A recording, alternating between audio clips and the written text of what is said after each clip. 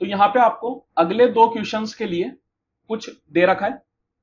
चलिए क्या दे रखा है ये पढ़ लेते हैं पहले। तो in a pie diagram with radius 7 centimetre the central angles of the sectors are in the ratio 23751। इसका मतलब एक पाई डायग्राम है। तो चलिए पाई डायग्राम बना लेते हैं कुछ इस तरीके का। इसमें 5 अलग अलग सेक्टर हैं और उनके सेंट्रल एंगल जो है वो रेशियो में है 23751। चलिए 5 सेक्टर भी बना लेते हैं। ये कुछ 5 सेक्टर बन गए, जैसे ये 2, ये 3, ये 7, ये 5 और ये 1। अब यहां पे ऐसे मत सोचना कि भैया 1 सबसे छोटा होता है और 7 सबसे बड़ा होता है, लेकिन डायग्राम में तो बराबर लग रहा है। तो उससे कोई दिक्कत नहीं है। ये डायग्राम बस अपन ने अपने विजुअलाइजेशन के लिए बनाया है ताकि अपन को चीजें अच्छे से दिख पाए। यहाँ पे अपन को बड़े छोटे से मतलब नहीं है। बड़ा अपन को 7 ही मानना है और छोटा 1 ही मानना है। डायग्राम की शेप पे मत जाना। चलिए ठीक है, ये तो हो गया। अब अपन क्वेश्चन पढ़ते हैं कि क्वेश्चन क्या है इसमें। पहला क्वेश्चन जो है वो है कि if P is the area of the smallest sector and Q is the area of the largest sector, then what is P plus Q equals to. तो देखिए स्मॉलेस्ट सेक्टर, जिसका एंगल सबसे कम होगा वही सेक्टर सबसे छोटा होगा, और जिसका एंगल सबसे बड़ा होगा वही सेक्टर सबसे बड़ा होगा।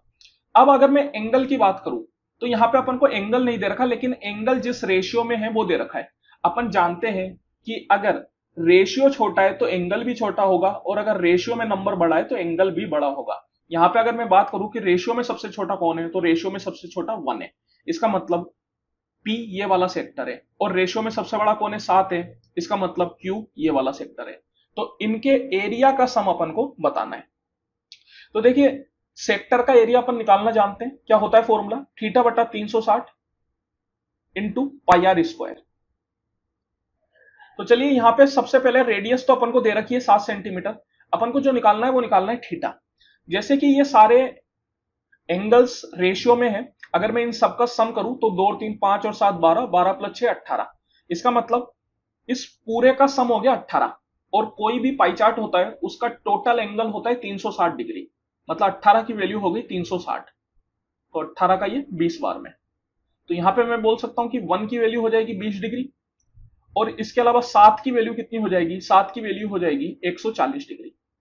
तो अब अपन को ये निकालना है तो अपन आसानी से निकाल सकते हैं।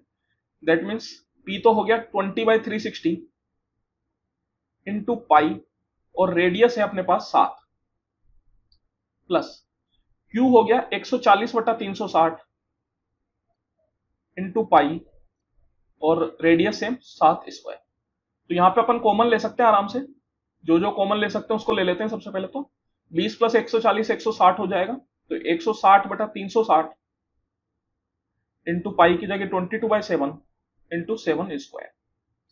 एक 7 से तो एक 7 आपका कैंसिल आउट हो जाएगा। ये 0 से 0 चला गया। 4 से 4 बार में, 4 से 9 बार में। तो ये कितना हो गया अपने पास, 7 चौकू 28, 28 इंटू 22, 28 दूनी 56 की 6, 5 कैरी चला गया। तो 616/9 स्क्वायर सेंटीमीटर। इसका मतलब P और Q का जो कंबाइंड एरिया है वो मिला के हो जाएगा 616/9 सेंटीमीटर स्क्वायर। अब यहां पे अपन ने कुछ किया नहीं, बस ये 1 को अपन ने डिग्री में निकाल लिया। 1 हो गया अपने पास 20 डिग्री, और ये 7 जो है ये हो गया अपने पास 140 डिग्री। बाकी तो नॉर्मल फॉर्मूला अपन जानते हैं। अगला क्वेश्चन है इसी के ऊपर कि if P is the perimeter of the smallest sector, then what is the value of 9P। Smallest sector अपने पास कौन सा था, 1 वाला, दैट इज 20 डिग्री। इसका पेरीमीटर अपन को फाइंड आउट करना है। देखिए दो तरह की चीजें होती है, एक होता है पेरीमीटर और एक होता है लेंथ ऑफ एन आर्क। जब कभी भी आपसे लेंथ ऑफ एन आर्क पूछा जाता है तो उसमें केवल अपन ये वाली वैल्यू बताते हैं। इसको सही से कर लेते हैं। उसमें अपन केवल इसकी वैल्यू फाइंड आउट करते हैं। लेकिन जब कभी भी आपसे पेरीमीटर पूछा जाता है तो पेरीमीटर में ध्यान दीजिए, ये तो रहता ही है, साथ में ये भी रहता है। तो यहां पे अपन से पेरीमीटर पूछा है, इसका मतलब length of an arc plus 2r। Length of an arc का फॉर्मूला अपन जानते हैं, थीटा बटा 360 into 2 pi r plus 2r। Theta कितना है, 20 डिग्री है। 20/360 इंटू 2 पाई 22/7 ले लेते हैं, रेडियस 7 है, और फिर से यहाँ 7 दूनी 14, 7 से तो 7 कैंसिल आउट हो जाएगा, ये 20 का कितनी बार में चला गया, 18 बार में, 2 का हो गया 9 बार में, तो ये कितना आ गया अपने पास 22/7 प्लस 14।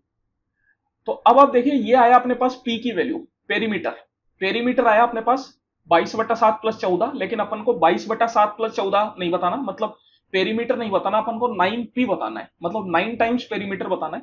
तो 9p अगर आप निकालेंगे तो इस पूरे को, सॉरी यहाँ 7 नहीं आएगा, यहाँ 9 आएगा, माय मिस्टेक। तो इस पूरे को अपन को 9 से मल्टीप्लाई करना है, 9 से जब आप मल्टीप्लाई करेंगे तो ये कितना हो जाएगा 22 plus 14 into 9, that is equal to 22 plus ये कितना हो गया अपने पास 126, तो 148, तो 148 सेंटीमीटर, ये हो जाएगा perimeter of smallest sector, sorry 9 times perimeter of smallest sector.